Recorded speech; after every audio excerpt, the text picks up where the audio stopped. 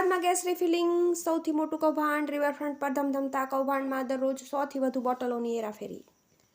અમદાવાદ શહેરના riverfront East પાસે આવેલા ખોડિયારનગર નજીક મોટા પ્રમાણમાં ગેરકાયદેસર ગેસ રિફિલિંગ કરવાનું મોટું કૌભાંડ સતત ચાલી રહ્યું છે, જ્યાં ઇન્ડેન, ભારત પેટ્રોલિયમ, હિન્દુસ્તાન પેટ્રોલિયમ જેવી કંપનીઓના ગેસ સિલિન્ડરમાંથી ગેસની ચોરી કરવાનું કામ કેટલાક તત્વો દ્વારા કરવામાં આવી રહ્યું છે. સૂત્રોના જણાવ્યા મુજબ ખોડિયારનગરમાં ગેસ એજન્સીઓ સાથે કામ કરતા વ્યક્તિઓ રહે છે અને ગેસ સિલિન્ડરની ડિલિવરી કરતી લોડિંગ રિક્ષાઓના માલિકો પણ રહે છે, જે રિક્ષાઓમાં ગ્રાહકોને આપવાનો ગેસ સિલિન્ડર ત્યાં લાવીને તેમાંથી ગેસની ચોરી કરે છે.